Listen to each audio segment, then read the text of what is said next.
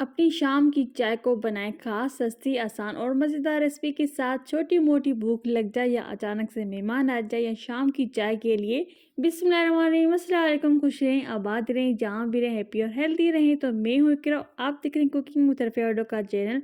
आज हम लेकर आए आप सबके लिए बहुत ही मज़ेदार, झटपट मज़ेदार सी रेसिपी। वीडियो को एंड तक देखिए, अच्छी लगे तो लाइक कर दें और साथ ही कुकिंग विद रफ़िया को सब्सक्राइब भी कर लें। तो चलिए मज़ेदार सी रेसिपी बनाना स्टार्ट करते हैं।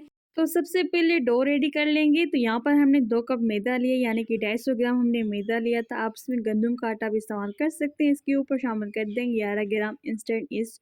इसमें नमक शामिल कर देंगे 1 छोटा चम्मच या जायके के मुताबिक, और इसमें चीनी शामिल कर देंगे पिसी हुई, और इसको अच्छी तरीके से मिक्स कर देंगे ताकि ईस्ट और जो है ना शुगर अच्छी तरीके से मिक्स हो जाए।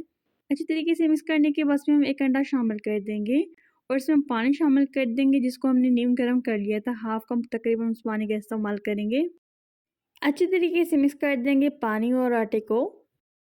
अगर इस स्टेज पे वीडियो अच्छा लगे तो लाइक ज़रूर कर दीजिएगा। चैनल पे न्यू है तो सब्सक्राइब ज़रूर कर दीजिए और कर दीजिए एक छोटा सा प्यारा सा कमेंट। तो इसको अच्छी तरीके से हमें मिक्स कर लेना है। अब हाथों की मदद से अच्छी तरीके से डो को मिक्स कर लेंगे। अब अच्छी तरीके से आटे को गूंद लेंगे। तो इसमें हमने तकरीबन सिर्फ हाफ कप पानी का इस्तेमाल किया है। अब इसमें मक्खन शामिल कर देंगे। तो यहाँ पर हमने 40 ग्राम मक्खन लिया जिसको अच्छी तरीके से हमने पिघला लिया था।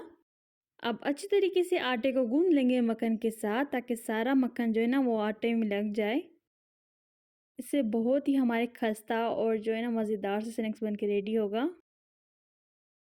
तो इसको इस तरीके से हमने गूंद लिया इस तरीके से। तो आप हमारी वीडियोस कौन से शहर और कौन से मुल्क से देखें कमेंट में ज़रूर बताइएगा। तो इसको अच्छी तरीके से हमने डो को रेडी कर लिया है। अब इसको हम कवर करके रखेंगे आधे घंटे के लिए। आप इस चाहें तो इसको 1 घंटे के लिए भी रख सकते हैं रेस्ट पर। तो डो डबल साइज़ में हो चुका है।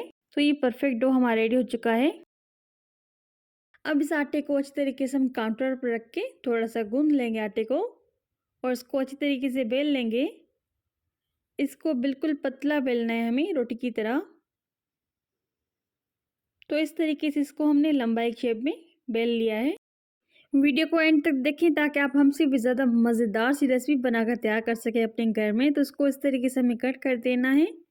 जिस तरीके से हम कट कर रहे हैं डो को, आप इस तरीके से डो को कट कीजिएगा। तो यहाँ पर हम ट्रायंगल के शेप में इसको कट कर रहे हैं। ये बहुत ही आसानी से बन जाते हैं, लेकिन बहुत ही खस्ता और बहुत ही मज़ेदार बन के रेडी होता है। तो आप भी अपनी शाम की चाय को बनाएं खास, सस्ती, आसान और मज़ेदार रेसिपी के साथ। छोटी मोटी भूख लगती है तो हम सोचते हैं भाई क्या बनाएं, तो इस मज़ेदार सी रेसिपी को ज़रूर ट्राई कीजिएगा। ये बहुत ही हेल्दी और बहुत टेस्टी बन के रेडी होते हैं। तो इस तरीके से इसको हमने फोल्ड कर देना है। इस तरीके से हम डो को फोल्ड करते जाएंगे। बहुत ही कम मेहनत के साथ और कम पैसों के साथ बनने वाली ये रेसिपी बहुत ही मज़ेदार झटपट बन के रेडी होती है। तो इस तरीके से सारे डो को हमने फोल्ड कर देना है। तो आप इस मज़ेदार सी रेसिपी को क्या नाम देंगे कमेंट में ज़रूर बताइएगा। अगर अभी तक आपने हमारे चैनल को सब्सक्राइब नहीं किया तो फटाफट से कुकिंग विद रफ़िया को सब्सक्राइब कर लें, ये बिल्कुल फ्री है। और बेल आइकन को प्रेस करना मत भूलिएगा, इससे आने वाली न्यू रेसिपी सबसे पहले आपके पास आ जाएगी। तो इसको हम कवर करके रखेंगे 10 मिनट के लिए। 10 मिनट के बाद इसको हम फ्राई कर लेंगे। तो यहाँ पर हमें डीप फ्राई करना है, इसलिए कुकिंग ऑयल शामिल कर दिया एक पैन में, जिसको अच्छी तरीके से हमने गर्म कर लिया था। गर्म करने के बाद सारे जो है ना डोनट्स हमने इसको बना के रख लिए, इसमें ऐड करते जाएंगे और इसको हम फ्लिप करेंगे साइड इसकी, और इसको हम फ्राई करेंगे जब तक अच्छी तरीके से लाइट गोल्डन ब्राउन और क्रिस्पी ना होने लगे। तो मीडियम फ्लेम पर इसको हमें फ्राई कर देना है। तो इसको अच्छी तरीके से हमने फ्राई कर लिया है। ये देखें कितना ज़बरदस्त लुक आया है। तो आप भी इस मज़ेदार रेसिपी को ज़रूर ट्राई कीजिएगा। तो इसको हम सर्व कर रहे हैं गर्मा गर्म चाय के साथ।